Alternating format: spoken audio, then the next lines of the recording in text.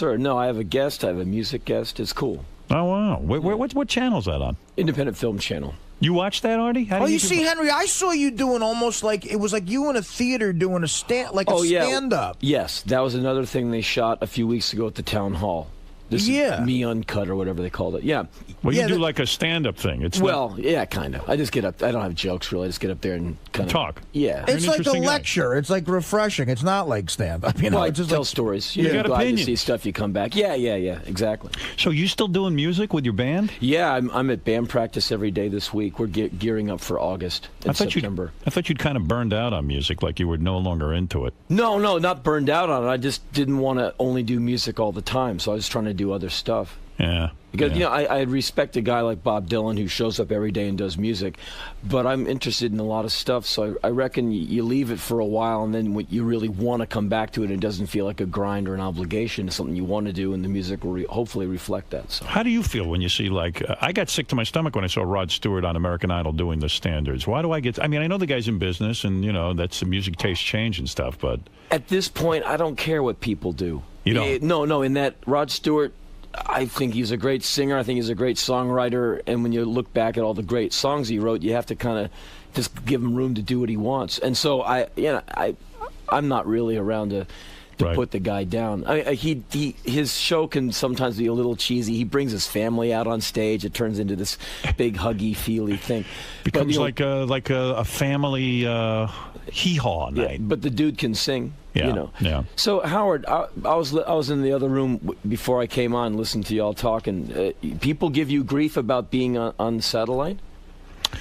Well, in respect to what? What were you? Well, I thought that you said some people were saying, you know, you suck or whatever. Well, people always say so. You see, it's a weird phenomenon. The kind of radio that I created has spawned a generation of new guys who go on the radio, and great. I'm happy. I'm happy that in some way that I influenced radio, where I have a problem with a lot of the guys who go on the radio and do a show similar to the one I pioneered, is they go on and they feel compelled to say that I suck, that I don't know what I'm doing, I'm old, I'm boring, I'm this, I'm that. It's a rant, and it's insulting to me that if you're doing my show to the point where you're doing bits that I do and an act that I do, at least have the common courtesy to say, hey, our inspiration was Howard. No, I hear you, and I'm not trying to make you rehash what you just said to everybody. I just hope you wouldn't waste your time. They're just jealous.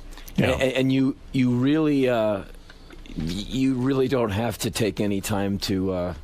No, well, people ask my comment. When an unusual thing happened, David Lee Roth took over my show. Yeah. In New York, in some markets, and they asked me how I felt about it. I said, I don't care who takes over my show. Yeah. Terrestrial radio is my past. Yeah. I conquered everything I could in terrestrial radio. Now my focus is on satellite radio. Yeah, there's really nothing more you could do. There's nothing else to do. The FCC was up my ass. I'm not interested in doing a sanitized, safe show anymore. It's just. You have no idea how degrading it is to do a radio show and then have somebody edit it and chop it down and tell you that what you're saying is wrong, it's dirty, it's offensive. It's my sense of humor. Yeah. It's what I do. It's how I built my whole career. And now someone's saying it's wrong and I have nowhere to fight it. I can't fight the government. It just got overwhelmingly depressing to me. Right. For 10 years, I was in a depression. And Henry, you don't have to worry. He's actually very happy here. I know you all are having a good time. No, we at the office, we listen to y'all every day. I love it here. I mean, I can't tell you what a turn on it is to be here and have this now be my career. Yeah. But then they fired David Lee Roth. They gave him 3 months on the air. And people asked me about that. I said, that's not fair.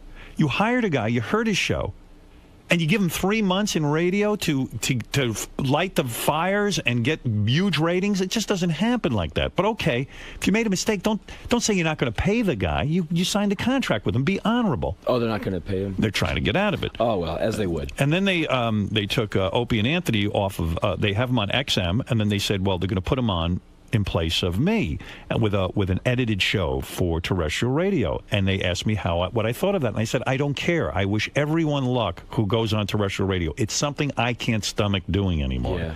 I don't feel any weirdness or jealousy. I thought it was unusual that CBS, who said they fired these guys for desecrating a church, and now they're saying it's okay to desecrate a church. They're saying to the people who work for them and haven't desecrated churches, You need to do something outrageous in order to get hired. Yeah, by break us. the law. It's an odd thing, and it's a defeat for XM. XM had exclusive material, and now they're saying we can't attract listeners with these guys. We need to put them on terrestrial radio. It's as if they're saying we need terrestrial radio. We don't. We're going to succeed. I feel it. I know it. I think it'll just take at least Middle America some time to get their heads around buying the box, plugging it in. You know, people move slowly to stuff. They don't run at it. They do, and the technology is changing. The portable units are starting to happen. Yeah, and every car will have it. It'll be on your laptop soon. Yeah. It'll be like everything else. In 2 years, you won't remember when you didn't have it. People are always going to ask me, though, how I feel when somebody replaces me, and I have to come up with some sort of answer. Yeah, but you know what? I was thinking about this the other day. I was at those Spirit Awards things, and I talked to one of your guys on the red carpet. You know, like, what do you think of Howard? This and that. It was right after you were catching heat from whoever it was. CBS was suing me. Yeah. And I just thought that was just BS. But it is BS. But the problem with it is, a huge corporation. These guys are like gangsters. They operate in such a bizarre way. They don't put up any of their own money. They got $2 billion a year in profits to play with. They decide to pick on little old me. I got to go hire a team of lawyers. I mean, as goofy as it is, you should see. I'm going to read my bills to you when this thing is all over. It'll blow your mind, and it's like bullshit. You know, it's absolutely ludicrous to say you allowed me on your air for a year to do this thing, give me permission, and then you're going to sue me for it afterwards. Yeah, they're just angry. And I'm sorry you're having to, lose all the sleep with the lawyers and all. It's just a waste of time. But it occurred to me, like, we all listened at the office. We listened to your last show on terrestrial radio, and that's when it hit me. Just the big hole you're leaving in the thing, and how all these people, because we have Adam Carolla in Los Angeles. He's the Howard replacement there. Good guy. And I've known Adam for 100 years. Me too. I like Adam. Yeah, he's a really good guy, and it's not the same, but he's doing his own thing. And I sometimes hear him on the way to work, and he's risen to it. Like, he's better now than he was 8 weeks ago. You need time to develop. Yeah, he's just finding his way in it. But it's only since you left that you see the mark you made and how big the shoes you have to fill. Like, when I heard David Lee had your version of the show out here on the East Coast, I was happy for Dave because I know he's got the gift of gab. But I also went, man, I don't know what listeners are going to feel like when they turn it on and hear Dave instead of you. I don't know, because you've just become this part of American culture. It's pretty interesting, the mark you've left. So I feel really positive about my time on terrestrial radio, but I didn't realize how depressed it made me the last 10 years that I couldn't even fight the government. Yeah, that my company wouldn't stand behind me. You're better off here.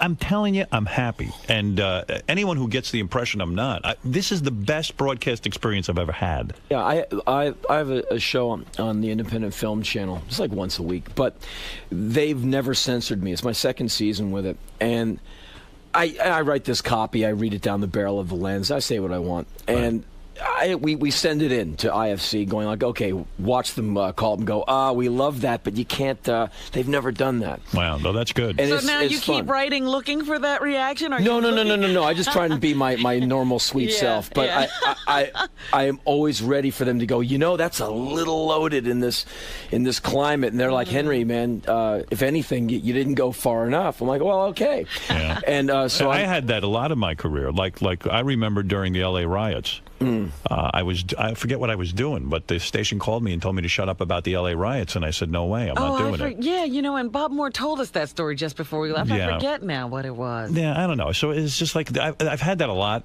I'm not talking about sex stuff. I'm talking about just talking about things, and it just sucks when your show is edgy and you've gotten famous for saying what's on your mind, and then they start chopping up the show. It's just the worst thing in the world. Yeah. Forget about money. Forget about everything. I was making plenty of money over on terrestrial radio, and could have continued to. Yeah, I didn't care. It sucked.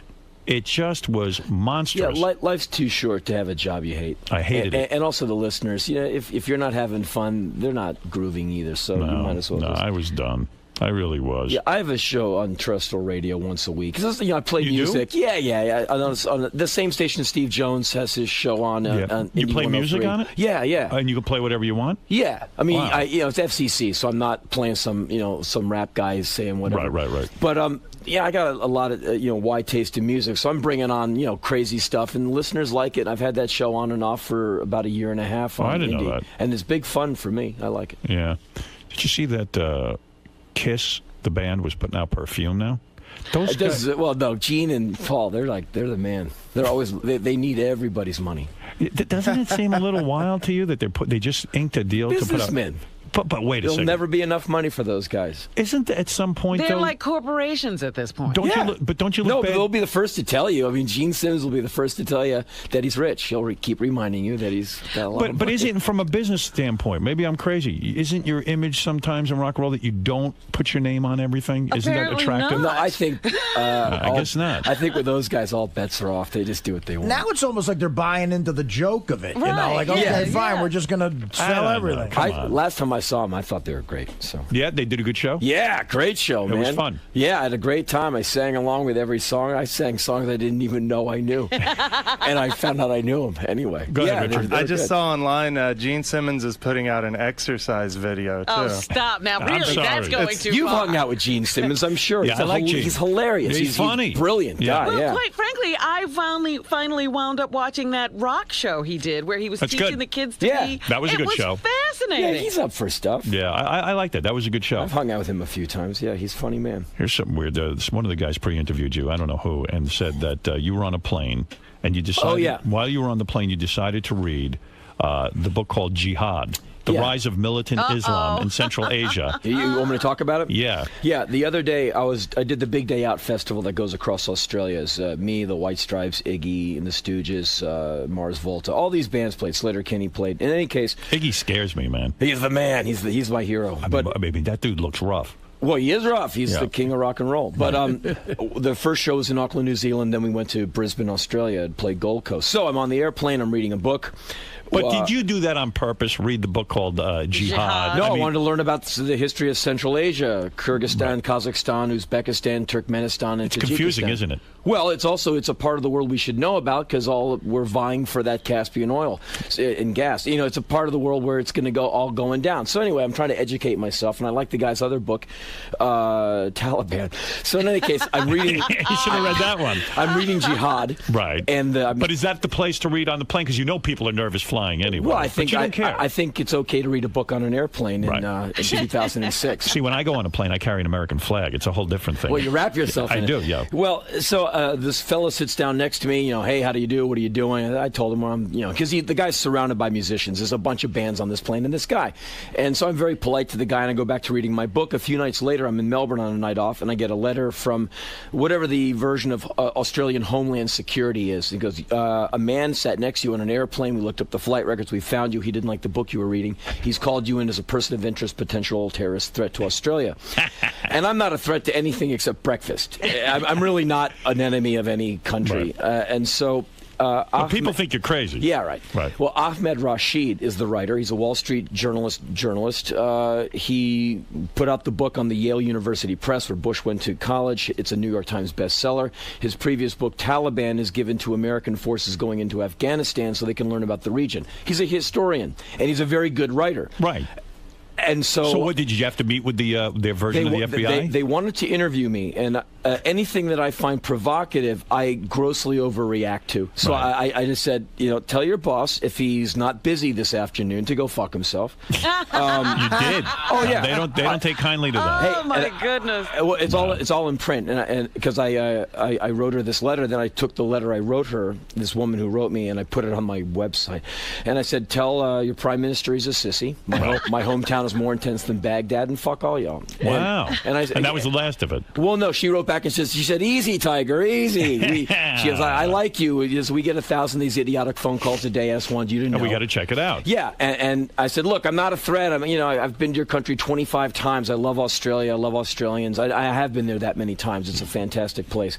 Meanwhile, Henry has to walk everywhere now. They won't let him on a Right, plane. nobody will let him on a plane. And so, meanwhile, I have to spend another week and a half in Australia, having called John Howard a sissy. So I remember one of the times you were on, and this is a hard subject for you, but one of your best friend died, or was killed, was murdered, and all that. Yes. But someone told me after you were in, and I've always wanted to ask you this since the last time, you keep your friend's brain in a bowl, is the rumor? No. In your house? No, sir. That's impossible, right? It's a little much. Yeah, someone called us up with that and swore that it was true. I'm sure they called you. We get all these rumors. Well, yeah. I mean, it's perfect. How would he have access to that? I don't know. Do you have any of his parts in your house? No, sir. No, all right, okay. Well, listen, I had to ask. Some guy had me convinced. And I go, you can't have the guy's brain in his house. Just the memories. See, you think Henry's crazy. I do think Henry's crazy. Yeah, I'm crazy. Yeah. In fact, weren't you offered a part in a movie with Gina Gershon, and you turned it down because you thought she was a Scientologist? Yeah. Now, I'm surprised by that. Why do you think... Why do you care? Yeah, why would Scientology bother you when all these religions are whacked out of their skulls? Scientology bothers me for a lot of reasons. Just, I think they're creepy. I think, any religion that costs money bugs me. But they all do, don't they? They all do, yes. They all charge dues. Not on its face, like Christianity. And I'm not a religious guy, and I'm not here to bash anyone's religion. Right. But you can pick up a Bible and get the good word and be cool with that. Right. I know good Christians who are just like, look, I like Jesus, I liked his message. Hell, I've read a lot of the New Testament. I like his message, too. He said a lot of really cool stuff. Be cool to people, help other people. I'm good to go. But the distinction is, in Scientology, you have to go join. And you have to pay. To get the information. And it's a cult. And it's just creepy. And so I thought good old Gina was a member of that, and I just didn't want to be in that camp. And apparently she found out, and she thinks I suck now. Did you ask her if she was a member of Scientology? I never met her. I don't meet. You're the one who meets all the famous people, not me. But wouldn't you say to her, listen, I heard you're a member of Scientology, and I have a... but you just assumed... Or check it out in some way. Yeah. It's like me hearing about your friend's brain. I waited to ask you. Yeah, well, you're right. You're right, I'm wrong. I should have checked it out, but I didn't, and apparently she went, wow, I used to be a fan of that guy, so she thinks I suck now. So and for that, I do. So what horrible movie did you miss out on being in? I forget now. What terrible movie did you pass on? Citizen Kane. Right. I forget what it was. So now you're getting older. You're a guy who's in 28. Yeah. Come on, seriously, how old are you now? 45. Are you still angry? Are you still pissed off? I remember some of your early performances. You were the most pissed off guy I've ever seen in my life. Yeah, I'm angry, but it's not like it leads me to kick walls, punch dogs, and hit kids ever. You've mellowed. No, I never was angry in that way. When I was young, I was a very frustrated guy. I can't meet the girl leaves. There's all that youthful stuff. You're a good-looking guy. I can't imagine there was a time you didn't get women. Well, no, the girl always leaves you. Thank goodness. If you're going to be a bluesman, you need the second half of the record to be written for you. What is your personal life like? Yeah, you get any pussy? What's your story? At this point, I'm really busy, and I'm just trying to keep all the balls up in the air instead of my balls in other places. I don't dance, I don't smoke, I don't drink, I don't go to bars, so I don't really intersect with people. You work out still, right? Yeah, all the time. Yeah. But I'm like you, like all y'all in here, man. You work your ass off trying to keep the thing going. I mean, you do your show and then you get the next show ready all day, right? So you're too busy to get laid? Well, it's not a priority right now. I just got my TV show. I admire that. And I'm getting laid is always my #1 priority. Well, that's honestly. Good. It's not like I haven't been in that situation before. Right. I've been to that trough many times. Right. I've had a really good time. I plan on going back again, but it's not the priority it was when I was 23, and that could just be me wearing out. My theory on you was that sex isn't a huge priority with you because you had a horrible childhood. You had molestation in your childhood and all that kind of stuff. You've talked about it. Yeah. And probably sex in some level has to disgust you because you were used. No. I like women. I like. No, I know you like women. But. Yeah. No, I'm completely normal in that way. Right. But when you're molested, I don't think he was trying to imply that. He was I know. Intimacy and that sort of thing. I'm saying probably. Oh no. Well, and just on that, I'm sure you would feel the same way because I know you've talked about this. I'm just uptight. Would you ever get married? No. Never? No. Couldn't live with someone? No, I don't want to. No, I don't want someone going like, "Here's what we're doing today." That's death sentence to you. To me, yeah. And I'm not into some kind of I hate women thing. Right. I like my passport and my freedom of will. You're very independent. Yeah, and I really like thinking up an idea and going, okay, the next 6 months of my life, I'm going to work on this record. I'm going to go on that tour. And nobody says to you, "You're ignoring me." Yeah, and I've had girlfriends before. And I tried every different, like, I'll meet the girl who's in a band, so she'll know what touring is about, and we won't have that argument. Right. Tried that, didn't work. Right. Then I'll meet the actress who knows about, I've got to go for 3 months over here and be on location, which is how I live a lot of the year. I'm on tour. Doesn't work for you. Didn't work because their actresses, well, the ones I met were crazy. How do you set the rules and boundaries with a girlfriend, though? Let's say, okay, you meet someone, you like them, this and that. I'm an awful boyfriend. You're the worst. I'm not around. Never. No, and like, what's priority for me? The work. Like, we're going out tomorrow. Guess what? My thing changed. I'm on a plane. I gotta go. But what about? Yeah, I know. I gotta go. And why would you, I don't want to be mean to people, and I don't want to be a drag or a letdown. So instead of being the jerk, I just decided not to burden someone with. I just figured out that I'd rather be on tour. I'd rather be working. Wow. And what's going on with the hand? I'm just watching. This and I'm like, I thought it was a weightlifting thing. No. It's even better than that. I was walking to the supermarket the other day over on 13th Street, Trader Joe's, and so I've been here for a few days with the band, and I tripped. You just fall. Yeah, I'm not. Yeah, I'm not coordinated. And you so fell. I ate shit so magnificently, like 2 step forwards, flying through the air. Is that embarrassing or not? I mean, no, it is. No, when not you for fall me. Down, for me, that is. That's the worst thing I could do. I'm fine with that. I know I'm a klutz. Were people laughing when you fell? No, actually, I got up. People went, "Whoa, are you okay?" And I went, "No, I'm fine." And then went like, "Whoa, aren't you Henry Rollins?" I said, "Yes, the man who falls on his face." And I went into the store and I sprained my hand. And the dude X-rayed it and he said, "It's not a fracture. You're lucky, but you're going to be in this for a couple of weeks." So I got a little brace. See, I think you've matured in some way. I don't see you. I remember watching your concerts. Your shirt was off. Your pants were off. You were insanely. But that's a performance. But even when I'd see you interviewed, you were like insane. Like someone would mention, Eric Clapton, and you would just go friggin' nuts. You would be like, his Unplugged, it was utterly wretched and horrible. Everything, the anger was... He's one of my favorite guitar players, but that Unplugged sucked. Did it? Why? Because he's gotten too wimpy? No, it just was not the format for that guy. And like he's a better player now than he's ever been. He's got one of the best tones in the business. I'm in awe of Eric Clapton. See, because I respect your anger. I go off too. I mean, like you said of Michael Hutchence, you said, wow, that druggy fuck-up died in his hotel room with a belt around his neck. Suicide or autoerotic, either way, it's pathetic. It is pathetic. It is. You still feel that way. It is pathetic to be in such a great band, to be such a charismatic singer with all that money, and the world loves you. You can tour anywhere you want. And like what he had in abundance is what bands wish for a teaspoon they of. Would die for a teaspoon of it. Right. And like when I see these guys, like, $8 million in the bank and 10 million records sold, and everywhere with electricity wants them to play, right, and they OD, I go like, man, there's so many bands in clubs who go, man, I just want to be Eddie Money for a week. I just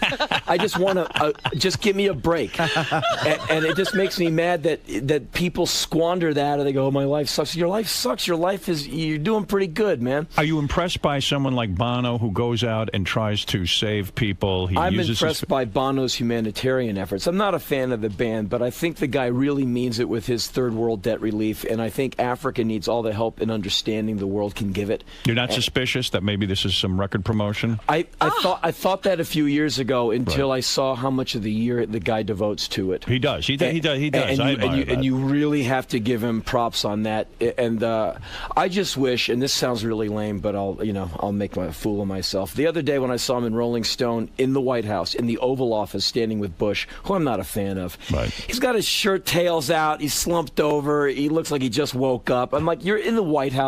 You're in the Oval Office where Kennedy stood down the Cuban Missile Crisis. Can you just please stand up straight in my Oval Office? I would give a digit to stand in the Oval Office where all of that stuff went down. I wouldn't be like slumped over going like, look at Bush. He made Bush look good. So you mean it's Bush for image? Right. I was like, could you have a little respect for at least the office of the president, what it's supposed to be? I thought you were talking about Bush had the shirt out. No, him too.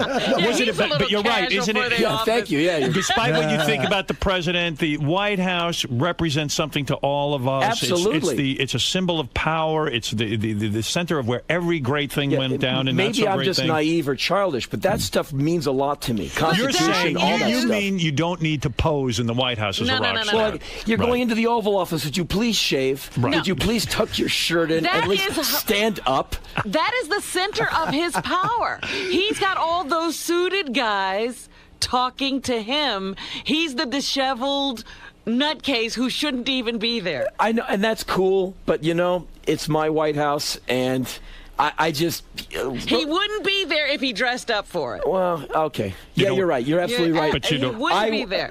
I would have tucked in my Gap T-shirt into my Banana Right. Republic. Yeah, you could. You know what? You could stop with the posing for 2 No, seconds. he wouldn't be there if he made I agree- a big I agree with deal Henry. of it. I get what he's talking about. When Woody Allen goes to the Knick game with Soon Yi, I watch her during the Star Spangled Banner, and if she doesn't give enough respect to that, I'm like, if it wasn't for that song, honey, and what it represents, you'd have dysentery right now. And at this point... have dysentery. As it is, you At got this better point, Knick it is tickets just than what I it do. represents. That's right. Because of the administration, you know, they're getting on a lot of people's nerves. But what the office means, what the paperwork means, what democracy and the Constitution Right, means, well, I'm with you. I respect what it the guys. represents I is respect the what he's best. doing. I respect what he's doing No, humanitarian. and yes. Bono should be applauded for his humanitarian See, but work. you've changed philosophically. No, I still don't like the music. Right, no, I understand, but Bob I dig that the Geldof- guy's doing what he's doing. Bob Geldof, you know, at the time he was Live Aid and all. Howard, are you just going to read down a list I of love it people because I love bashed? yes, I love this. Okay, a will guy you whose be- band sucked and who whined when promoting 2 Live Aid shows. He didn't get a Nobel. Yeah. Yeah. So, Okay. Yeah. Here's why I said that, because Right. his band blew. Right. And It did, right? Yes, and Yeah. I don't like Mondays. Come on, it's an awful song. It's catchy. Admit that. It's yeah. just not good, and believe me, I know all about bad songs. I've written a million of them, but and everyone knows that. But the fact that he put on 2 shows, which did great, and he wants a Nobel Prize. Bill Graham put on about 500 benefit shows all the time for flood relief, earthquake relief, whatever relief, and Right. he just said, you know, Grateful Dead, Neil Young are going to play, and here's $8 million we made. Take it, gotta go. Right. Bill, but Bob, we'd like to thank you. I don't wait around for thanks. I gotta go. And Bob Geldof does 2 gigs, which were great, And wants the Nobel Prize. and wants a Nobel Prize. And his book was called "Is That All There Is?" But you know, there again, he did something for like the big G8 meeting recently, Right. where him and Branson provided train service up to protest the thing up in Scotland. So that's cool. Is this it? If you're going to help, if you're going to do something to benefit others, Don't expect anything Don't in wait return. around for a thank you. That's right. Like, you contribute money to organizations. I give time and money every year to organizations. I raise a lot of money. You're not looking for any credit. Never. Never. Never. Well, why? Right. I mean, if you're being benevolent, don't wait around for the thank you. Like the Lone Ranger never waited around for thank you. He was on Right. silver. He was gone. He was the man. I'm going to mention people's names. I want to know what you think. Okay, but after this, just so I don't get in hot water with IFC, can we talk about my show for Yes. 60 seconds? Yes, the Henry Rollins Show Saturday nights at 10 o'clock on the Independent Film Channel. Very important. I don't want to die.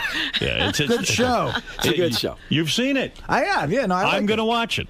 I will Upcoming watch guests: it. Who is your P.T. guest? Anderson. I just had Oliver Stone, Chuck D, Ozzy Osbourne, Werner Herzog. Let's see, bands on the show: Frank Black, Slayer's coming. The New York Dolls just played. And what do you do? You sit on a Played. couch and you interview him? Yeah, very quickly. Yeah, Right, and right. it's cool interviews because the show's like yours. It's uncensored, so these people get to say what they want, and That's we good. have big fun.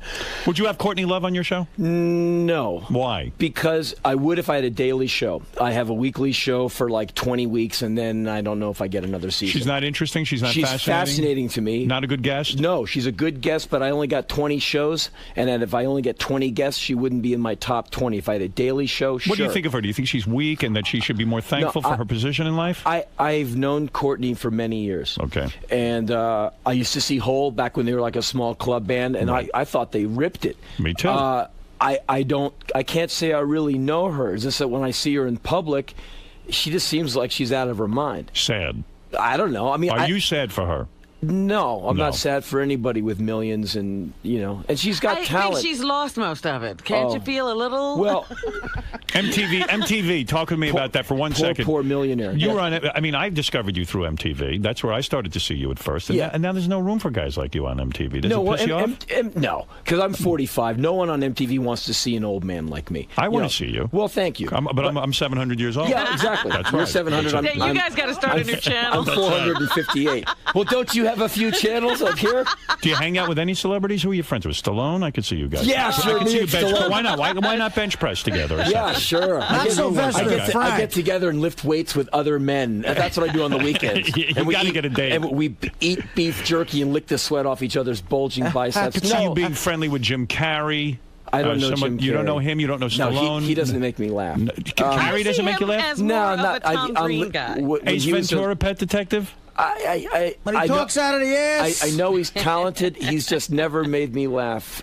He's not your guy. Who makes you laugh? Who makes Henry Rollins laugh? I like that Patton Oswalt guy. Yeah, I think he's really funny. He's been on a guy, couple yeah. of Yeah, He's a good guy. I like that record he just put out. I like his special on Comedy Central. I've watched Those are it the like guys 5 you like. times. I just think he's great. I think, well, there's a lot of funny people. He's a lefty. Do you go to concerts a lot? No, because I do over 100 shows a year, so I'm usually the concert. Is it sad when you watch TV or see the Rolling Stones now, or do you admire their No, I longevity? admire those do? guys because they don't need the money. They just like to go out and play those songs they wrote. And so I think they're just having fun.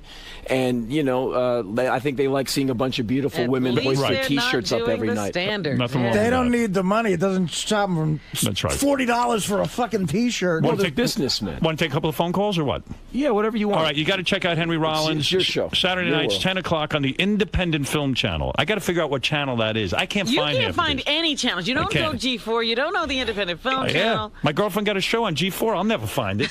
I still can't find Casino Cinema. I've Yeah, yet to you've see never her on even it. seen that? Yeah, she's on she's on shows. I would watch it. I could top that. I had a DVD out. I didn't have a DVD player.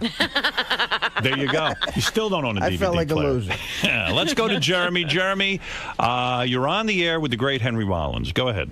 What's up, Howard? How are Hey, you? now. What's up? Hey, man, I was at a Henry Rollins show, Urban Plaza, about 5 years ago, and I was in the mosh pit. I clear out the mosh pit, and I look up, and there's Rollins looking down at me, calling me a pussy. They're calling me out. I was like, you gotta be fucking kidding. You are crazy. Left, I swear to God. Now listen, I look off to my left, I look at my boy. I said, are you kidding me? Is he looking at me? I look back up. He points at me. He goes, yeah, you. I was like, oh, okay. I was like, come on, dude. So one of my friends throws a quarter at him and hits him square in the head. He gets all worked up and pissed off. Starts jumping around like a maniac. He stops the show, okay? He's like, anybody who threw that quarter, you can come up here right now. He's like, you can fight me. You can sue me if you want. I'll fuck you in front of your girlfriend.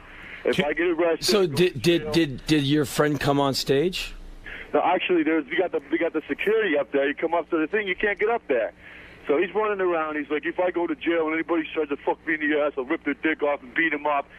Played one more song, and he leaves the stage after an hour. I swear to God. No, actually, we would never not play the entire set. So Is it wrong, that's wrong. if someone throws a quarter at your head to challenge them to a fight? I don't think there's anything wrong with that. No, I don't care. Well, and the guy who cleared out the pit, he's probably, I probably did that because he probably was slugging 135-pound guys. That's one thing. I'm from the hardcore scene. I don't do that. Like, I just, when I cleared it out, I mean, like, I laughed longer than everybody. I was just hanging out, having a great... I was a Henry Rollins He's a fan all perfect my angel. life. Isn't it great that you do a show and now you got to fight the audience? It's pretty wild. Well, I would never throw anything at a sitting duck. You're on stage. Where are you going to go? So you're going to chuck something? You can't even see anything. Yeah, the lights are in your eyes. I caught a quarter in the teeth once. Wow. And that, chipped my tooth. Like, ooh, poor little me. I'm just saying, but, I've seen people catch bottles in the head and get knocked out cold, get stitched up. And if you're going to People assume somebody, you're into this stuff because you're so hardcore, well, I think. I don't know if they assume I'm into it. But They think you're nuts. But it just makes me mad that someone would cheap shot you like that. And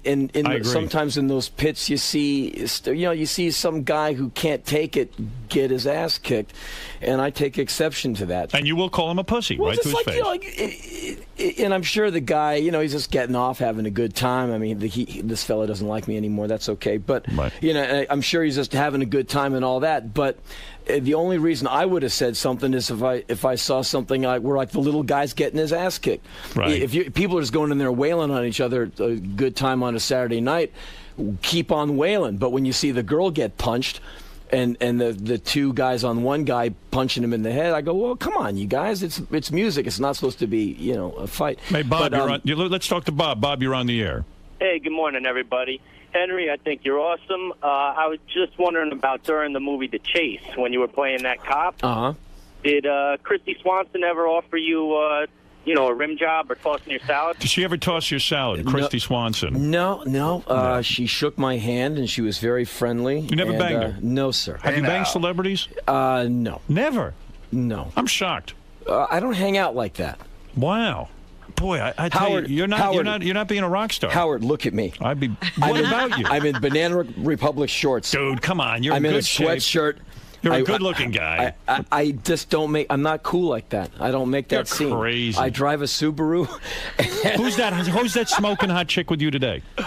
That's Betsy, the press lady. Oh, she's the press lady? Yeah, she's a nice gal. Unbelievable. Well, you should get her on the show. I'll do her. There you go. That's why we love you, Howard. Why won't you do her? Are you embarrassed? We work together. Oh, come on. You are the nicest guy. Awkward? No, I just think there really is a time and place. You for doubt all that she would do you? I don't even think like It that. hasn't crossed your mind that she's an attractive woman and that you could. I'm sure a lot of people find her attractive. I'm sure her parents see her on the holidays and they're oh so happy that she shows up. Let me take a look at her. The guys out there are raving about it. Oh well, there you go. Oh, there you go, honey.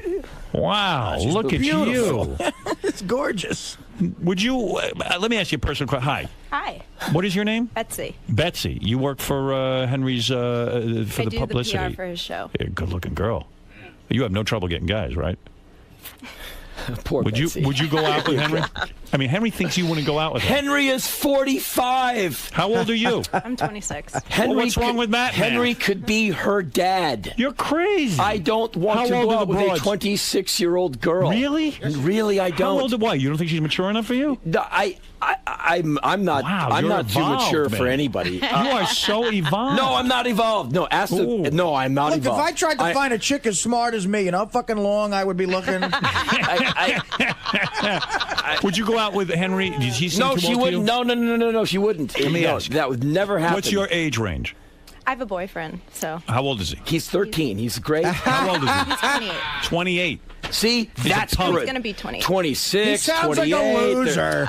They have no. You wouldn't date a guy 45 if he looked like Henry. He's in shape. Isn't I that don't think I would date a pathetic? 45-year-old. You wouldn't? I don't think I would. See, good for her. Ah, bullshit. How about a 38-year-old who What do you looks talk? 60? What do you talk about with a 26-year-old girl? Past Everything. like, gee, you're hot. No, come on. You talk about American Crazy. Idol. I was your I've never age. seen it. When I met Neither Beth, she have was I. 26. She blew me away. She knew more crap than me. I'm an idiot. You're the same. I mean, come on. You're the same age difference with Beth. What do you guys talk about? We talk about everything. What do you think? I'm so bright that I can't relate to a 20. Seriously, Henry, Howard and his girlfriend are the same age difference. Well, that's What cool. does that do with it? Different strokes for different folks. Yeah, I'm not trying to be an elitist at all. No, I got It's not a matter of being bright What is either. the It's age just range like, you you date? know, What you is can the relate age to. range? I think I should date women between the ages of like my age down to mid 30s. That's what I'm dating now. Well, there you go. 34. But you're older than Henry. Yeah, of course. We don't want to go too old. You have I the get- same age range. You wouldn't bang a 45-year-old. I know you. I don't. When's the last time you banged a 45-year-old? I don't think I ever have. Exactly. Okay. Yeah. So in your You know mind, what? you think Right you would. now, Henry's being high-minded. He's not trying to date anybody. No. Let's see what you choose when you're Oh trying to date. no! I've had just the momentary sex experience with legal age 20-somethings. Yeah, Of course. and big fun I had. And no regrets there. Betsy, but why as are far you- as like seeing someone every single day or hanging out with them and having a meaningful relationship, I don't think the girl's going to find something in an old man like me because hey, let's go out, let's sure do this, she let's would. do that. You would bang Oh, Betsy, please. but not be seen with her on a regular basis. That's what he I- said. That's what he's saying. That's yeah. what we're I all respect that saying. too. Don't So think there's don't anything wrong with expect that. a relationship, Betsy, Betsy. just bang him and get him out of his misery. You see, I have not said a word on the topic. We work together. She's a very nice Betsy, gal. why are you not modeling the way you look? What's going on? Why are you wasting your time with public relations? I like public relations. You like it, huh? It's bullshit. It's all crap. Get out there and model. Anyway, thank you, Betsy. I didn't mean to embarrass you. But I Get into a did. world that has no bullshit modeling. Yeah, that's easy. Yeah. All right, let's see. Here's Sabrina who wants to have sex with Henry. Yes, Sabrina. Oh, Henry, I'm 42. Am I Perfect. your age? There you go. Perfect. The housewife. Finally, somebody who wants a 42-year-old. You're a big Henry Rollins fan? Is that what you're trying to... Yeah. Yeah. Oh, yeah. Yeah, that's your man.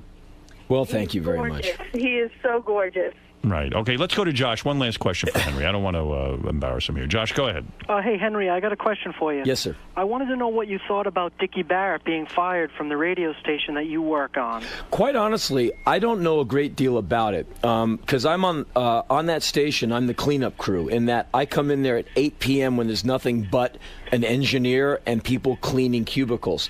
And so I do not know the drama that led up to his firing, and I was in Europe when it all went down. Who's the dude? good. What's his name? Dickie Barrett. It was in the Mighty Mighty Boss Tones, and he was the morning guy. He kind of had your slot in the morning at Indy 103, and apparently was fired for not playing the music they wanted him to play and all of that. And Dickie wrote me after he got fired. He goes, "Hey, I just got canned.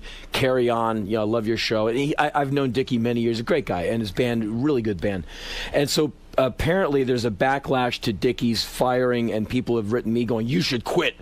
And I say, no, I really don't want to quit. I really like my 2 hours on the radio once a week so I can play my dumb songs and rave about them. I love how people want you to leave. They won't leave their jobs, but they want you to leave your job. I do the show for free, basically. I just like going in there with my milk crate of CDs and playing them, and then getting back in my car and going home. It's a fun Tuesday night for me. Good news for you. I had another question. The Sirius building is surrounded by 4,000 45-year-old women waiting for you outside who all want to have sex with you. They're all lined up. What's his other question? What is your other question, Josh? I was just wondering, is there ever any chance of a real Black Flag reunion? Well, seeing that the band had like 2 or 3 bass players, a few drummers, and 4 singers, I think the only real lineup would be the original one, and I don't know.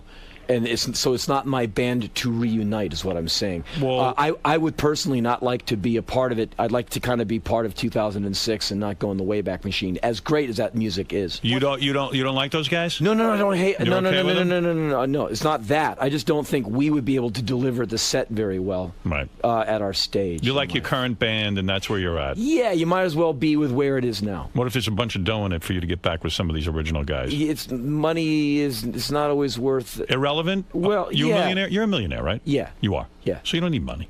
No, but I wouldn't want to do something musically where you're going like we're only in it for the money. I did one benefit tour. I did a tour that I only did it for the money. Well, it was fun too, but we gave all the money away. It was a benefit tour. Oh, that's nice. Yeah, well, we raised a bunch of money for the West Memphis 3, and so it was a benefit tour. So yes, it was quote for the money, but we didn't keep any of it. Right. But past that, no, I'm sure some version of Black Flag could go out on the road and probably make a healthy amount of money. It wouldn't be my priority. Well, there you go. Henry Rollins said it all. We covered a variety of topics.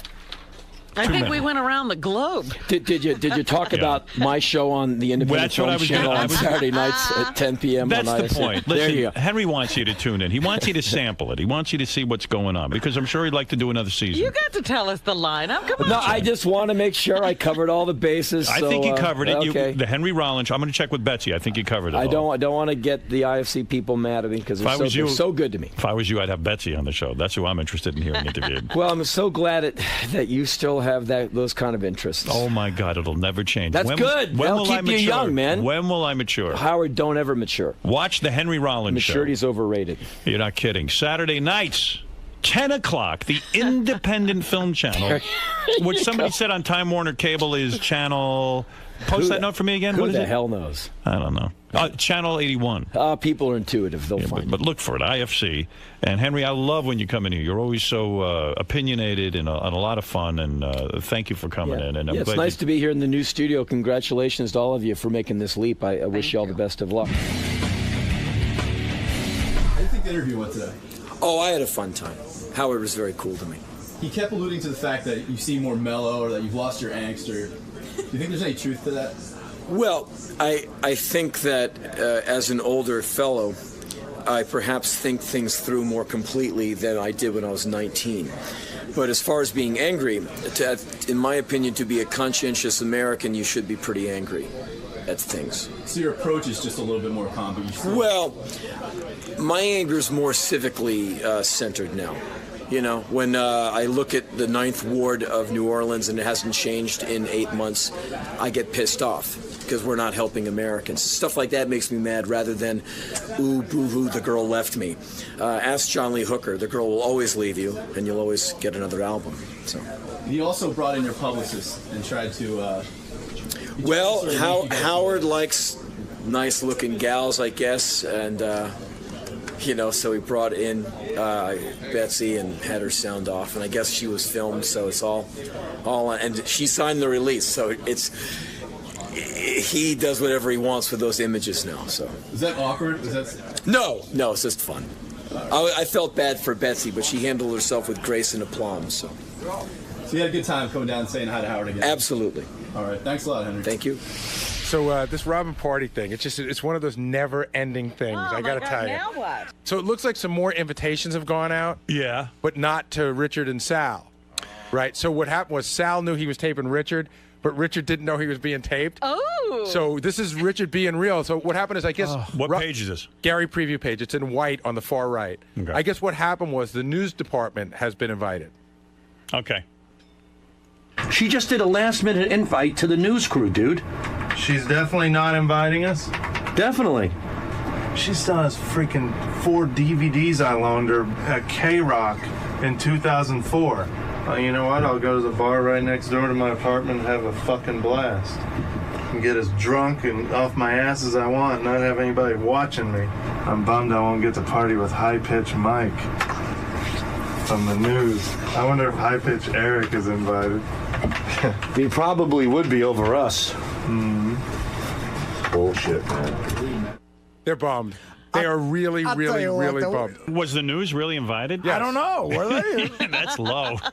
Robin, I love the news guys, but Sal and Richard, at least, I mean, I understand, like, Sal might be a little weird, but Richard, you got to invite. Well, Richard just mentioned why I have reservations about him. Sometimes he just gets so totally drunk, he just falls all over himself or doesn't know how to get home. I mean, I'm disturbed by their behavior. You don't want him living at your house for the week? No. Can I sleep on your boat, Robin? Man, the gloves are off taping a guy when you don't know he's being taped. Sal just baiting him. Well, what it really is setting him Sal up. wants to get his point of view across without coming across as a jerk, so he's blaming it on Richard. Meanwhile, Richard was pretty nice for a guy being taped and not When he knowing was it. taped, I thought I'd really get the boom load. Now you on should me. invite him. Hey. Yeah, I wasn't too brutal, was I? You weren't. What do you have, DVDs you loaned her or something? What's Yeah. the bitterness there? Do you remember I've those? given you a couple of those back. I still have But you two still I'm got a trying to few, find. yeah. Oh, that ain't right.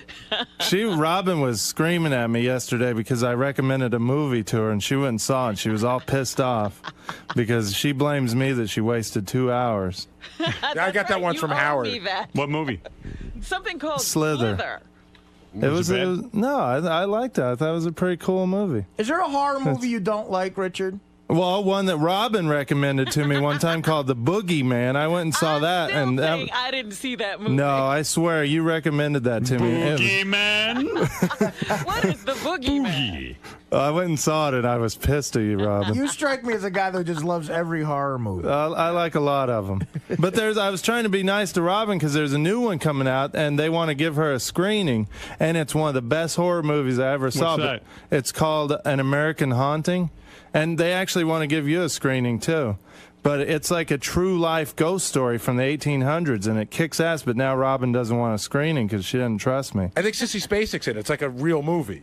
Is that the one with Sissy Spacek? Yeah, Donald Sutherland. It's awesome. High Pitch Mike is here. He's pissed off because he's in the news department and he still wasn't invited. He wasn't invited, so you're okay. High Pitch Mike is not going. Oh, Yeah, now you can feel better Well, I about like yourself. High Pitch Mike. I actually wouldn't mind hanging You out with him. clearly don't like High Pitch Mike. High Pitch Mike, you're part of the news department. How did you not get invited? You should see it back there. Shirley's been taping us all morning because most of the reporters and anchors have gotten their invites. And me and the other producer are checking our email every 5 minutes, looking for that invite, thinking, oh, it's coming. It's on the way. It's the big invite, yeah. Here's what Party of the century. Here's what I figured out. In the news department, it appears that if you're on-air talent, you were invited, but that's where it stopped. That ain't right. So you know what that involves in our news department? So funny. Everyone except for 2 people. How about Liz Aiello? She's the news director. Right, she's invited. But Mike and Why, the other people aren't good enough? Lisa Zerba, the other producer. Mike and Lisa are. Again, it's not a matter of, you got to stop somewhere. with these although- I guess you're I'm not- second tier, dude. I know, I'm second tier. I'm still like an intern. Actually, Mike, you really did say some not so nice things about me on the intern show. and- Why should I Hey, invite you to my party? Is that I heard true? a report And that that- someone is crying in the newsroom because they weren't invited. Well, that could only be the other girl, Lisa. It's the other producer. Was it? Who is it? She's not crying. She's just a little livid. Oh yeah. Lisa Zerba. Get her But in here. I completely. No, she's crying. I'm not like Sal. I understand it's a private event. She is crying apparently. Tell her to come in and cry. Yeah, don't cry in private. Cry on the air. See what you've done, Robin? Cancel the party, Robin. Use your brain. This is No, ridiculous. in seriousness though, I get it's a private event. It's your house. I'm not upset. I'll tell you where I think it's a little strange. Listen, I feel sorry for Robin. All she wants to do is have a party. Now this is what it turned into. Well, I but keep getting heat from the people I see who are saying, gee, why aren't we ever invited in? She is inviting, really, in essence, complete strangers to her house over Richard and Sal. Yeah. Well, I wish they were strangers. Penny, what's going on? Oh, no. Penny Crone wants to say something. Yes. Lisa Z is the producer. Yes, I don't know her. I love when Penny has a cause. You know what? I got to tell you something. Yeah. The people, you have made all of us stars. Right. Lisa Z, nobody knows who she is. Nobody knows who he is. Right. I have to interrupt Julie and Penny. I are like bigger than life. Penny just called Fox 5 and said, I'm a star. That's why I'm going to Robin Quiver's party. I call Rosanna Scotto. She's calling everyone that ever fired But her. wait a second. Why is Lisa crying? Why is she crying? She's a mess. What's going on, Julie? Firstly, she's a mess before even if she wasn't invited to a party. She's a mess. First of all, Lisa is a huge, huge fan of the show. Been listening for years. So for her, it would be such a big, honor for her to come to this party. So let Lisa take Penny's spot. Well, I was telling her, tell her you're Penny's cousin. No, wait a minute. I told her I would turn gay, and I would take her as my date. And I said, what do you mean turn gay? No, so but Penny where's gets Lisa Z to show us herself crying? We got to get Lisa. Penny's in the newsroom. She's going to cry. She might as well do it. She is a mess.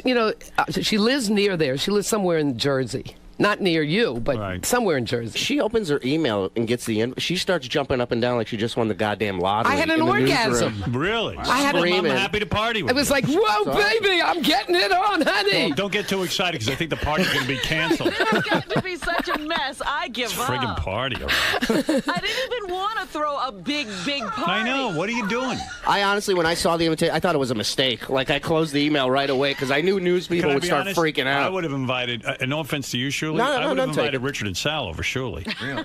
I would have too. Yeah, I would have too. I really would. If we're talking seniority, I'm low man on the totem pole. I totally understand that. Is Tim Sabian invited? Yes. Oh, all right. So I'm not going. Well, then I'm not going either. Yeah.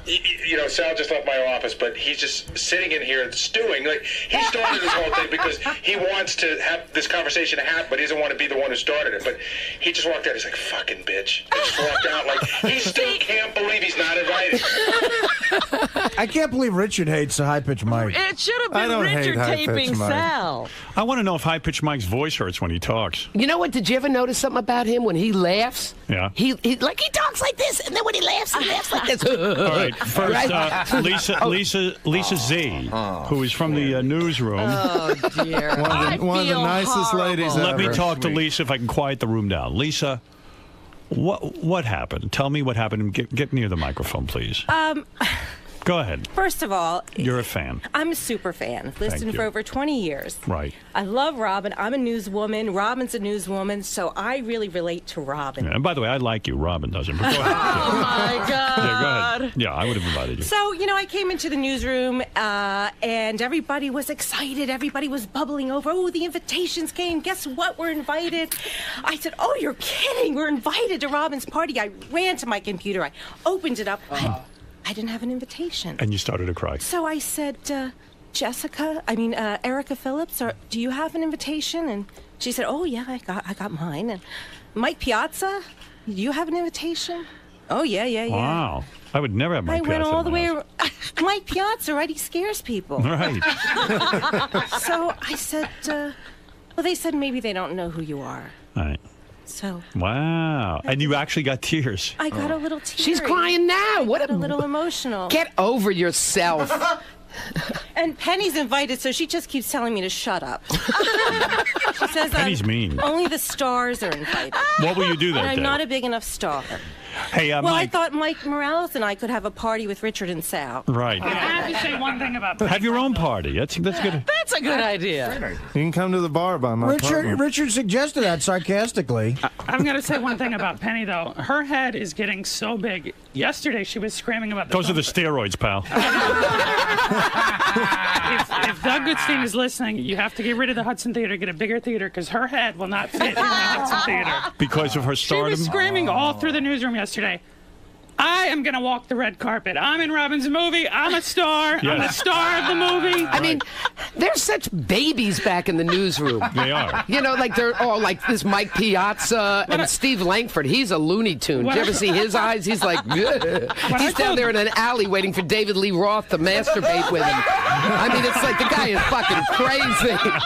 He's like, oh, David Lee Roth. He steals my recorder. I can't. Penny's making fun of a guy looking for a story. This is what happens all day. We go down for cigarette breaks, and she just roasts the other news people. It's the funniest It's thing. a very tough newsroom. Langford's down there looking for a story.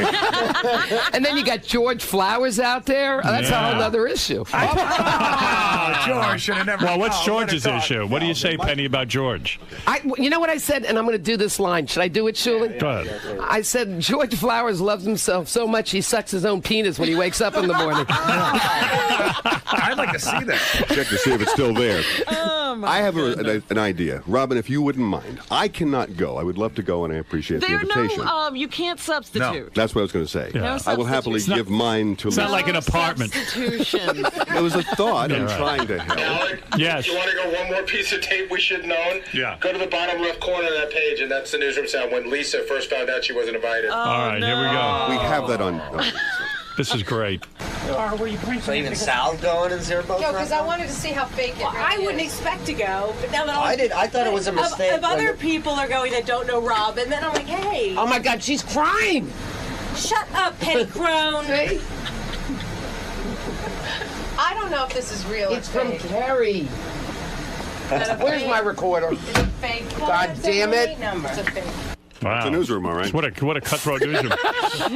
hey, high-pitched Mike Morales, do you, is that hurt when you talk like that? Honestly, sometimes I feel pain in your throat. Does it hurt? No, I'm not like. I think Scott Farrell, when he talks, that's got to hurt. Yeah, but No, I this mean, is- it's okay. No, It's Yeah, fine. but make him laugh and listen how it drops. He goes, when he laughs. He has a deeper laugh? Yeah, I mean, it just stop. Tickle him, Penny. Tickle him. Make a little. If there's any woman I don't want tickling me, it's this one.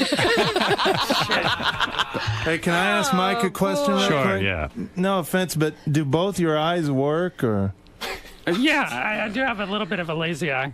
Yeah, I didn't know if one was maybe a glass eye or something. Yeah, Richard's all proud of himself because his eyes aren't lazy. Yeah, but he has two working eyes. The rest of me is lazy. My eyes aren't lazy.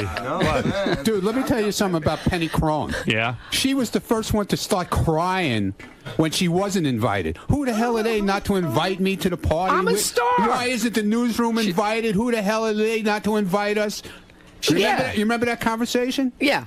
But this is not a station function. This is Robin What are you having crying about? some I know, friends and over. they've turned it into like a station thing. No, I get that. It's your house. I wouldn't want everybody from this show in my Now house. what you've trust done me. is you've invited half the news department. You shouldn't have invited any of the news That's department. right. I should have left them all out. But Of course. the people I do see were giving me the fish eye. As Hey, they call Robin. it. Robin.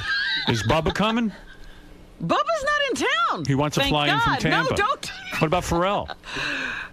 I don't know, Check it out. Pharrell. Robin, See, you here got- you go. Now Let you're me- adding to it. Robin, you got to invite the 37th and 19th floor also. Let me add one more thing, Howard. Up until when Penny received her invite, she was willing to take a load on the back, from High Pitch Eric. She said she would yesterday. Oh my God, is that true? Can you believe this guy is my boss? Wow. Is he? This I is didn't my know that. boss. He produces the noon show. Wow. You're kidding. I didn't know he had an important job. Yeah. And did you say to him that you would take a load on your back from High Pitch Eric? For Robin? Yeah. I would do anything. Absolutely. I'd do anything for Robin. See what I for mean? anything.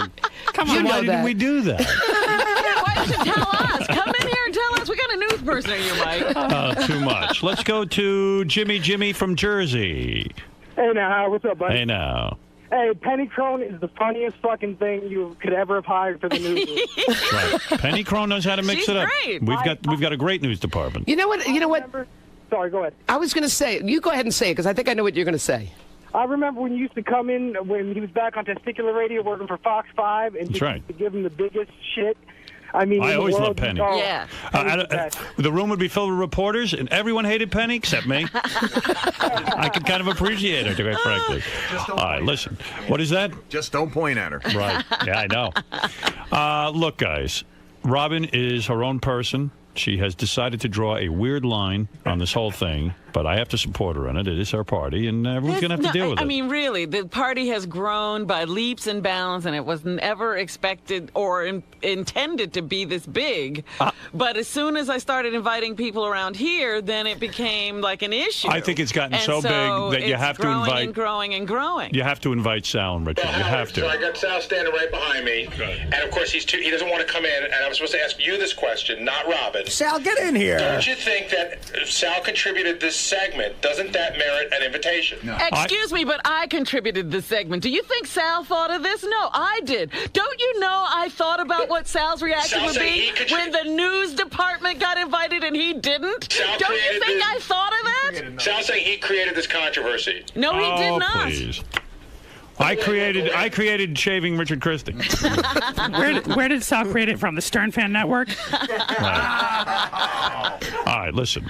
Sal and Richard, as of this time, are not invited, and that's it. Let's all Great, I'll have a beer with high-pitched Mike. You piece of shit. Watch your fucking mouth, or you'll never be able to squeal again. Don't fucking bring up that Stern Fan Network garbage. Oh, geez. Sal, what are you talking about, you pussy? Get Sal, in here. don't get in his face, What the Sal. hell is that Come about? on. Michael is like the nicest guy in the world. What is he talking about? That was a dick move, man. He made a funny joke. What did he just do? Which was the dick move, me or him? No, he got It was a joke. No, he's mad at Mike Morales from Sal. You know Sal's very sensitive about that whole thing that he's accused of stealing from the Stern Fan Network, and that really did upset him. He's not sticking it up. He just went to pout and shut the door in his studio. Lisa Zerbo, can you go check on him and cry with him in his room?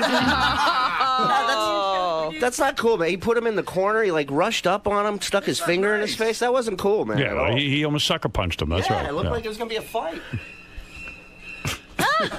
What a weird place I work.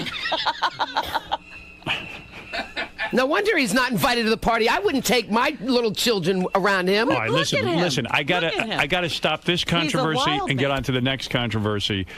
Thank you, everyone. Penny, I'm thank sorry you. for any Mike, hurt Shirley, feelings. Good Lisa Lord. Z, thank you. Richard Christie, thank you. Ronnie the Mund, thank you. Doing the best I can. Wow. You gonna have your boat out for the party? Yeah, the boat is in the water. And will you give people rides? There'll be a captain there offering boat rides. Why don't you drive? Because you want to have a good time. You want to live? You don't want it to be your last ride. Man, I'd love to be on that boat. With some cheesecake and a beer. Yeah, I bet they're going to have some real good cheesecake. Yeah. I'll go to a bar and I'll have a beer and I'll think about them on the boat. And I won't have no one watching me neither. I'll have a beer with high-pitched Mike. That's cool. Me and Sal were on the boat looking through Robin's panty drawer. Sal fucked her gas tank. I can't believe the news department's going to be on the boat and not me. Man. I didn't know it was so important. Jeez. God. Jeez, this is Never the invite. again. This is the last, the first and the last. You going to the party, Fred? No, I got something to do. No, absolutely. You really going to go? Yeah, I was very honored. I want to bring my daughter, too. So. Really? Yep. I'm bringing my dog. You're bringing, forget you. I'm bringing Bianca. Christ. I said bring the family. I didn't mean your dog. That dog's my family. Keep it away from the food. Oh, she doesn't bother with Artie's going to have a problem. Artie's not going to be able to eat. Keep that dog away. Believe me, I'll be able to eat. I'm not going to pet it. I'm going to push the dog in a wand. I'll sing like an I anchor. pet the dog. No, it got germs. It skeeves me out. Forget it. I won't pet it while I'm eating, but I'll I pet was the just dog. doing the final details, getting the menu together. Get I away got from a my great prosciutto, you ugly dog. I tried to give the dog handling everything. I tried to give your dog a bagel once. You went ballistic on me.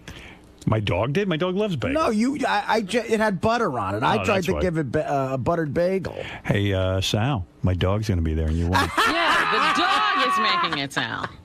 The dog is on the boat. My dog will be there. My dog's the only on the boat. With the captain. Man, Robin's dog. I saw Captain Carlos. No, it's Yeah. Captain Dennis. I saw Captain Dennis. Oh, good. We get one of the American captains. Oh, listen to you. We slipped him some weed. Captain Carlos likes weed. Me and Sal want to smoke weed on Robin's boat. Sal wants to jerk off in her veranda. Yeah, at this point, Sal's so angry at me. Why would I have him at my house? He's gonna snap. Sal wants to beat off in the potatoes and then joke about it on Monday. I'd be afraid at this point. Sal's going in Robin's bathroom to beat off. He's doing an upper decker. Sal's going to put a bomb in her Mercedes. Me and Sal are going to get a pirate ship and storm the party. Sal fucking with the food is an issue. Sal's going to shit in her sugar cup. First of all, I apologize to Mike. He's a great guy. Fuck that. But Robin, how can for 3 days, Howard, I have resisted coming on the air to be the better person, and you're saying, how can I not invite Sal? He's so angry. It's 3 days. I've been so polite to you. I've been accommodating. I've tried to be. Dude, I've been stop trying. making it so important. Forget it. You're All not right, going. well, forget it. But how You're not going. How can I pass on? Penny Crone's going, and you're not. Whatever. Throw overboard. But the thing is, hey, it's a great party. Where's Sal? I'm trying to say, Howard, I'm trying to be the better guy for 3 days. I shut my fucking mouth for once in my life, and today she goes, well, how can I find him? He's so angry. You should see him every day. He smiles at me now, and it's, hi, Robin, how you doing? Which is even creepier. Can I help? Anything you might need for your movie, please don't hesitate to ask. Nice. These are nice things. Is going to his party so important? No. I wouldn't go to his fucking party if you strapped $1 million on me and a whore to suck my cock on the way there. I wouldn't go to that party. Oh, good. Nah, I'm not going to be your sympathy. No, now I'm not. That's it. It's over. It's over. I gave up. I gave up my 72 hours of being nice to you. All I That's wanted it. was for you to not accept the invitation. I didn't. I'm not accepting it. Good. Then everyone's happy. Now get out of here. Get out of here. Me and Sal, we're going to go together. Get out of here. Dad, we're going to go to Now the you can invite Richard. Chinese restaurant. I don't have to worry anymore. Me and Sal are going to go to the Chinese restaurant and eat cheesecake. General Tso's chicken. General Tso. We're going to They don't smother. have that in Wichita. Smother carrots and sauce. I lived in a storage bin for 3 years. I was going to go to the party and tell people. I was going to shower for the party. Yeah, his weekly shower would have happened. Would he have showered? Monthly. That's a good question. Would he have showered for your party? I'm saying no. No. Hey, Richard, Sal. would you shower for the party? I figured I'd jump into the canal and just let the water wash me clean. I'm not. Hey, Sal, let's not shower for 2 weeks and Get finger right. each other in my apartment during Robin's party. And Who teach her a lesson. showers in the summer? What do you got? Some sort of Only gonna- sophisticados? I haven't needed to shower since I got waxed. I'm so clean down there. You only have to shower again 24 hours later, so. I got a rule. I shower every 23 shits. I still have some Chinese food on my teeth from last Tuesday. Guess what? We're at number 13. There's 10 more shits to go. 10 more shits and I shower. I used to get brutally chafed down in Florida. Yeah, because you don't shower. Yeah, and I would, You go. wonder why? And I would sweat down there real bad too, because that warehouse I lived in was like 120 degrees. Yeah, they don't usually air condition warehouses. Richard, this is your father. I hope you're not showering. Your sister met someone up in New York, and they shower every day. They fell one time. I heard it's dangerous. All right. I got a good excuse. Our shower in my new apartment isn't that great, so. That's not a good excuse. Isn't that? Well, until I get it fixed, I won't be showering too old much. shower? You Yeah. ever just take a washcloth and wash your penis and balls a little bit? Well, I used to when I lived in Florida because I had to shower with a garden hose down there. So I would just take the washcloth and step outside and wash myself down in my swimming trunks. Were you instead and of Sal showering. emailing each other last night about how much you guys love each other? Yeah. What was that about? He just, I caught wind of that. I put out an idea on Lotus Notes, and he emailed me back just saying, I love you. And I said, I think I emailed back, I love you more. And we were just, I love we you. communicate a lot on Lotus Notes to each other. So Why don't the two of you just fuck each other? how do you know we haven't? I love you. Let's fuck again. Like we did last summer. We got a little bit of Brokeback Mountain going here. Jokeback Mountain. I love the guy. I got to get the news.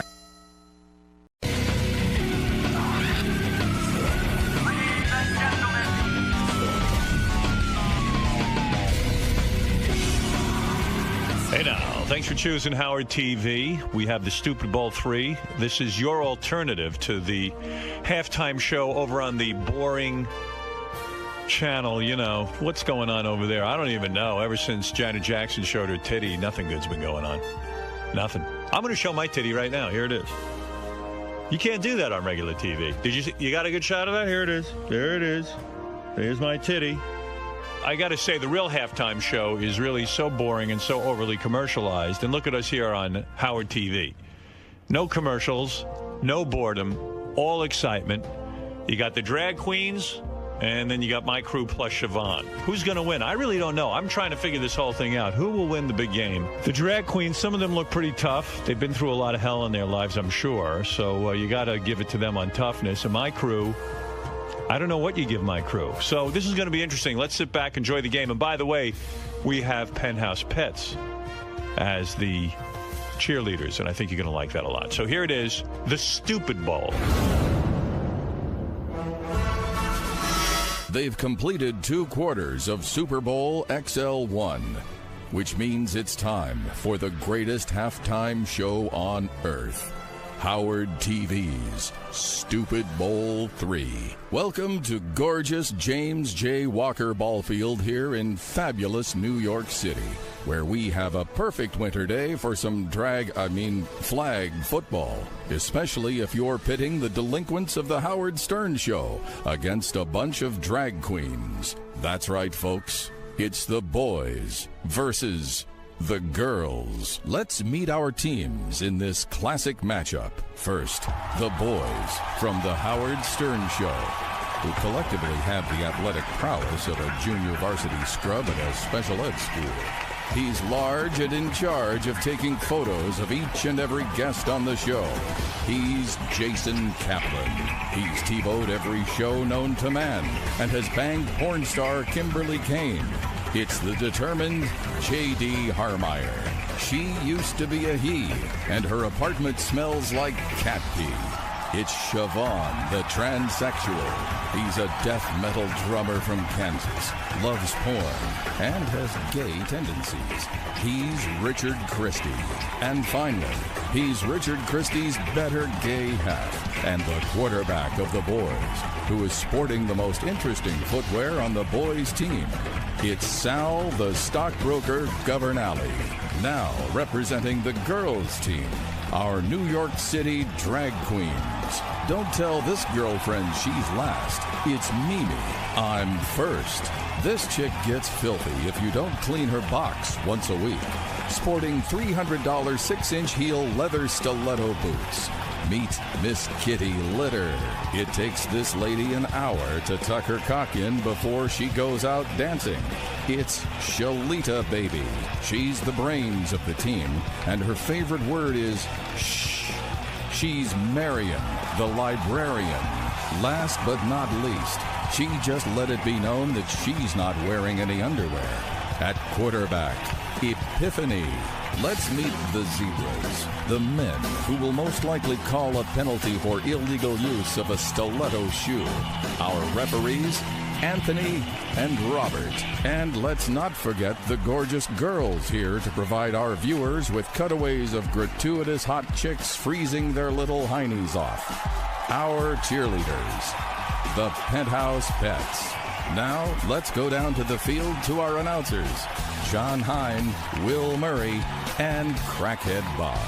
Take it away, boys. Hello, ladies and gentlemen, and welcome to the Stupid Bowl. I'm John Hine, joined by Will Murray and Crackhead Bob. How you feeling, Bob? Doing okay. You okay? I'm doing all right. Okay. Will, how about you? I'm excited, John. I think we're going to see some great football today. Okay. It's Stupid Bowl, boys versus girls. The boys are out on the field going through their pregame rituals. I believe the girls are about to take the field. All right, ladies, come on out. Well, here come the ladies, and they're looking like they're in fine form, to say the least. Whoa, look at that. They're going right after shot. Right out. Whoa! They can figure out a team's weakness right away. Hey! Now, what is this, John? What's going on here? You know what? I think the girls are using some type of intimidation, and look at that. The boys are definitely running for the hills. You know what, John? I think those girls are here to cheerlead. Oh, I think it's time for the real girls to come out. All right, those are the cheerleaders. Well, let's see what's on tap and who the boys will really be facing today. All right, where are the real girls? What real girls? What the fuck is this? What the hell? And now Wait the boys a minute. see what What's they're going on really here? up against.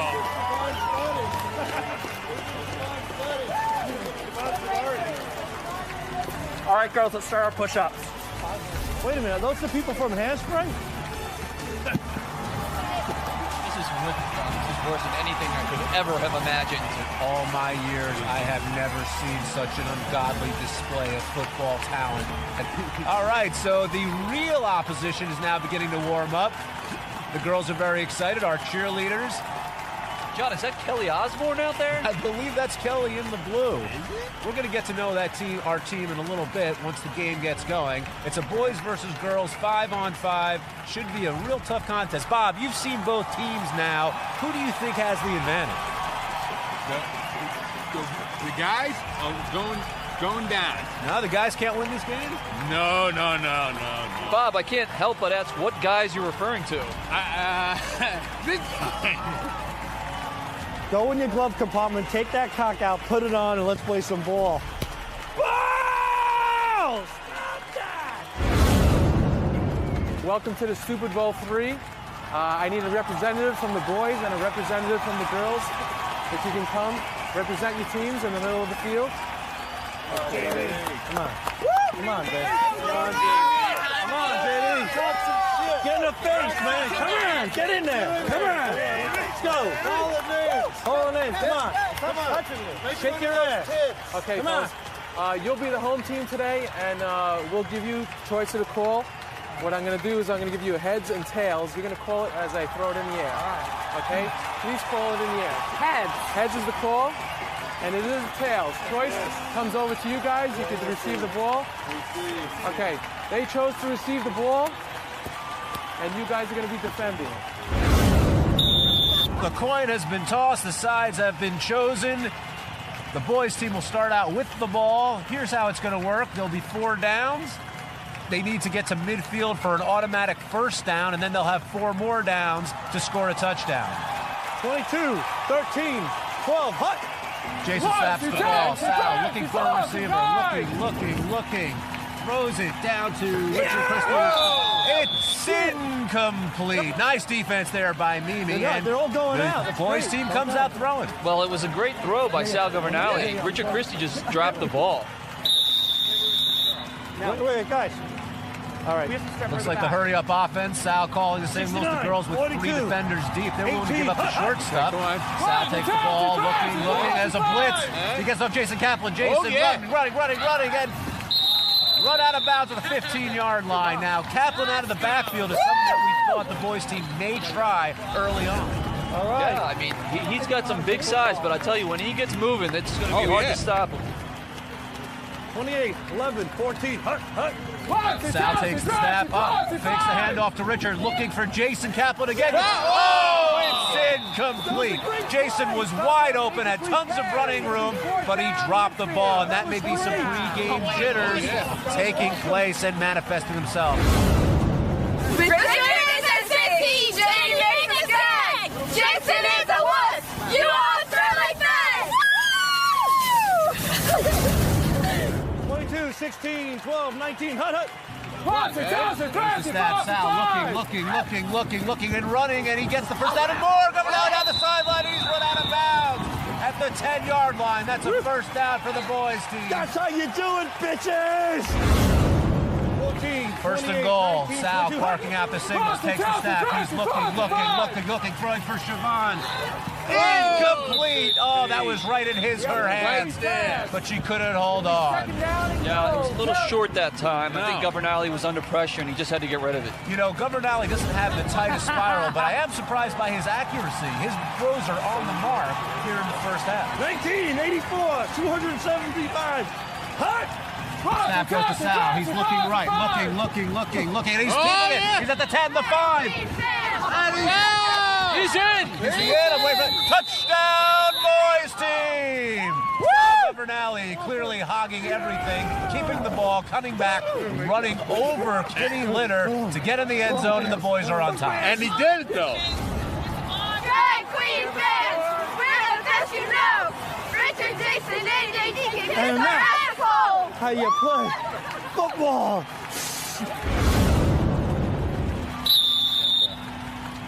There's the snap. Okay. He's got the ball. He's running right. There she goes. She takes off. At the 20. That's it. The 5. Touchdown. Thank you. Well, they established the ground game in a hurry. Yeah. 2 plays. I believe Sal ran over Epiphany when he said the game was on, and boy, did she deliver well. I tell you, that was an impressive run. That's how we do it. That's how we do it. We have a score of the boys 1 and the girls 1. I wonder if they're going to stick with the quarterback sneak right, or perhaps get others involved. Richard Christie's been awfully quiet too, and Richard's never quiet. Bob, you think Richard's going to be a big part of this game? I had to. You had to do it. All right, Kaplan center. Sal Governale calling the signals. 2 wide right. Siobhan left. There's the snap. Sal looking for Richard Christie. It's caught. And Richard is tackled by Mimi at the 15-yard line. That'll set up a 2nd and 5. 22, 19, 17, Hut. There's the snap. Sal looking right, looking for Siobhan on the other side of the field. It's complete. It's complete for a first down at the 13-yard line. I don't think Siobhan realized she had the ball, and Mimi makes another tackle. The boys come to the line. 1st and goal. Richard Christie right. 22, JD Siobhan 13, left. 17, Sal barking out the signals. The girls drop pretty back. Sal looking. And he hands it off to Richard. Richard going wide. Richard 10, the 5. Touchdown, boys! Yeah! Can't you see we show our tits in the magazine? Gideon, Richard, and JD, your ass is breath. We love the Queen. Woo! We got halftime. The boys winning 2, the girls 1. Welcome to halftime at the Stupid Bowl. The boys lead the girls by 1. A very exciting first half of football. We're joined by quarterback Sal Governale, who ran for the first score. Sal, do you have any idea what you're doing out there? I'm playing ball.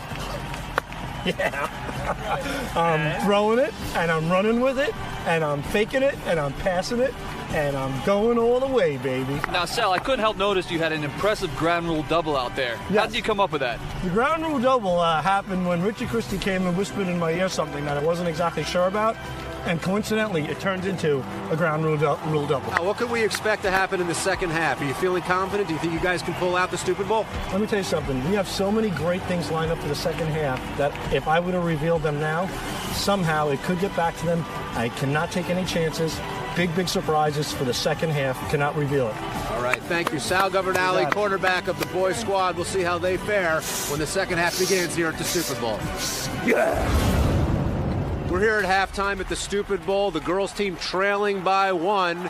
When they got the ball, they scored, but they give up 2 scores to the boys. We're joined by Epiphany, Marion, and Kitty. Now, Epiphany, you scored the first touchdown for the girls. What happened on that play? Well, you know, I think it just all comes up to our opponents over there are just a little overweight, and I think it makes them sluggish. Plus, I think that they're mostly heterosexual, and from the looks of it, they haven't gotten laid in a long time. Now, Kitty, you got trampled by Sal Governale on the boys' first score. How are you feeling? I did, but they were just boys. I'm used to men trampling me, so it was no biggie. And Marion, what did the girls have planned for the second half so they could pull out the Stupid Bowl and get the win? Well, darling, it's kind of like sex. You always wait to the end to give the best stuff, so we're not revealing any of our secrets right now, but the best is coming. Bob, do you have any questions for the girls team? I just want you just do it. Yeah? Let's do it. Okay. Well, with those words, how can they lose? Coming up next, the second half of the Stupid Bowl. Boys leading the girls by 1. Ladies, we're going to start playing now. It's going to be first down and midfield. Here we go.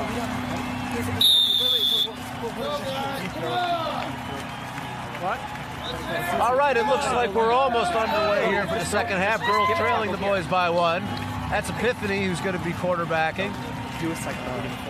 Kelly Osborne-like center. You got to say hut, stupid. There's the snap. Epiphany takes the ball. Goes to Mimi. You know, it looks like a fake. Epiphany still with the ball. Looking left, looking deep. Throwing, and it's incomplete. Nice defense there by Richard Christie and Jason Kaplan on Mimi. Yeah, so don't run so much. This time I'll do this. I'll catch it this time. I'll catch it this time. Okay. 30 seconds on the play clock. Girls trailing the boys 2-1 early in the second half. Legs. Epiphany calling out the signals. I shaved my balls. Looks like trips. No, 2 left, 1 right. Mimi Looking right. She keeps it. She's at the 5, the 10, the 15, the 20. She's over midfield. The 15, the 10, the 5. Touchdown, girls! You're our VIP.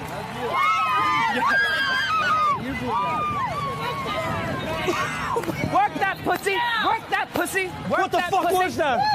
That's fucking bullshit. Who was supposed to cover that girl? What? Who had her? What? You can't now, Homer! You fucking blew it. What are you doing? You're letting these fucking queers get off the ball. Siobhan, what the fuck are you doing? I'd kick you in the balls, but you don't have any. All right, first down. 22. Governor Alley quarterback, Richard Christie right, JD and Siobhan left. There's a snap. And it looks like a handoff. No, it's a fake. Sal throws incomplete. Oh, I see a flag. And a flag has been thrown. You know, we had a clean first half, but it looks like things may be a little different. The referees are conferring, and I think someone might have gone over the line of scrimmage when he threw that pass. Let's get the call. Illegal forward pass on the offense.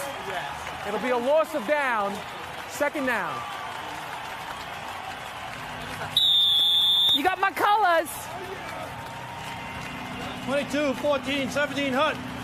There's the snap. Sal looking, pitches out to Jason. Jason running straight ahead. And a nice tackle there by Mimi. Grabs Jason's flag. And I think some of the confidence and cockiness we saw on the boys' team may be starting to take a toll. I think they may be looking past the opponent, Bob. What do you think? I think so. Sal in the shotgun. Richard right. JD and Siobhan left.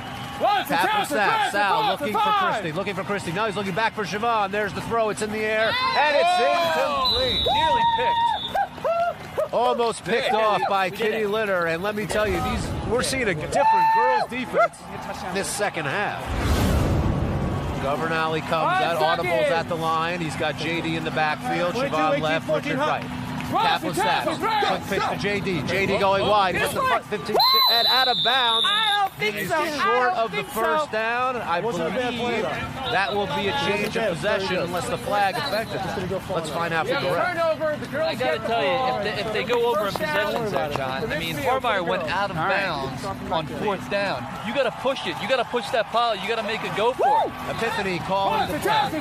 She looks towards Mimi. Mimi runs away from Epiphany. Siobhan reaches. Oh, there's that big play we were expecting from Siobhan. And Will, you called it. That defensive line experience pays dividends for the boys' team. Exactly. I mean, they need one of these guys to just shadow Epiphany the entire game, and Siobhan has stepped up big. Mimi wide right, Kitty Litter and Marion the librarian left. Epiphany calling signals. There's the snap. She's looking left.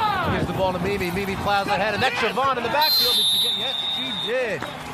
All of a sudden, Siobhan is a sack master.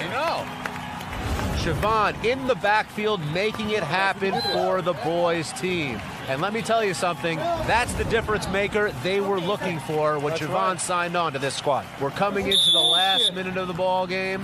Girls with the ball, score tied, 3rd and long. Epiphany calling signals. We could look for that sneak that's worked twice for them so far. There's the snap. Epiphany looking to throw. Nobody open. Looking left, nobody open. She throws it down the field. Incomplete. Jason Kaplan going a whole half-inch in the air to try and break up that pass. And that's 4th down for the girls. You know, the first half, Bob, was all offense. Second half, all tough defense.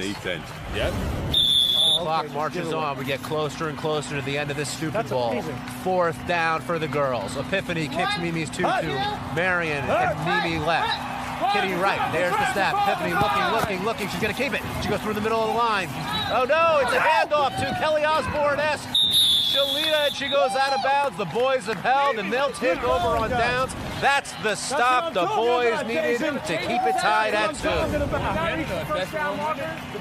I think we're towards the end of the game. Still a little bit of time on the clock. The boys will take over, and now let's see if Sal Governale is Tom Brady or Jeff Garcia.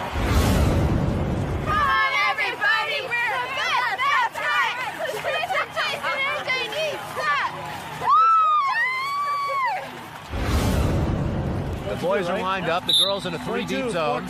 Governale calling signals. Takes a snap, and it's a straight-ahead sneak with blockers. And Sal is tackled at the 10-yard line by Marion, the librarian. Looks like Sal taking matters into his own hands, hogging the ball, and trying to make things happen for the boys' team.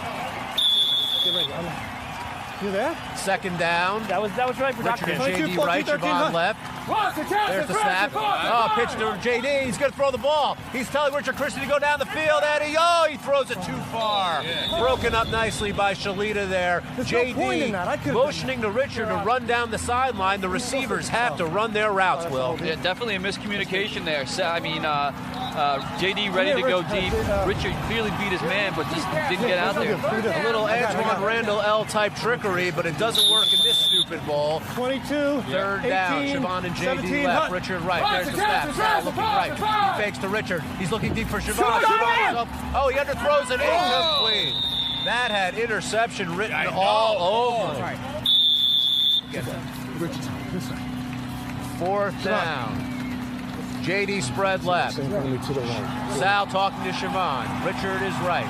Jason over the ball. 22, the girls 14, in a 1-3-1 zone. Sal misses the snap. Oh, and that's going to be it. Look at that. Kitty litter is down with boots unzipped. Illegal.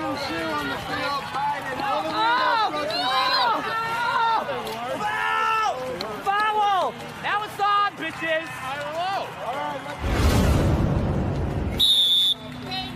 It's end of regulation. We're going to overtime with the score, the boys 2 and the girls 2. We're going to sudden death. All right, folks, with our teams tied at 2 after regulation, this classic battle went into not 1, not 2, but 3 overtimes, which is where we pick up the action with each team getting 1 mandatory passing play to score. It's sudden death, so if one team scores and the other one doesn't, we will have a winner of Stupid Bowl 3. It is our final overtime period. The girls must throw a pass to score. The boys looking to defend and getting their chance to win this game. We're all lined up. I can't see a thing. Hold on. Now we're lined up. The girls in a full house backfield. Epiphany, clearly all game. She's got that game face on, Will. She wants this game, John. You can tell that. I think it's the classic question. How far do they have to Who wants throw it? it more, Into the the end girls zone. or the You boys? must The boys pass the looks goal like they're going They to have the to throw it into 4-1 the end defense zone? with Jamie Harmeyer. Clear-cut pass. It looks like an offsetting play, and the girls will get another chance. No one. Everyone in the backfield. Epiphany takes the ball. She looks to throw. Looking. There's Mimi. She throws it to Mimi. Yes, it is. No, it's not. And let's see. Did they get her? No. Touchdown. They grabbed the 2-2, but not the flags. A pass of a total of 1/2 yard complete. And Mimi goes in for the go-ahead score, and the girls are happy. The boys are upset, and Jason's got a pink tutu. Will, what happened? The boys have to score, or the game is done. You can never ask for a better Stupid Bowl than this. Siobhan smoking on the line. Jason with the snap. JD in motion left. Richard Christie wide right. Sal fades back. Looks, fires, and it's incomplete. In and out of the hands of Jason Kaplan. Jason had a chance to catch it. Richard had a chance to catch it, but it fell through their fingertips. Incomplete. And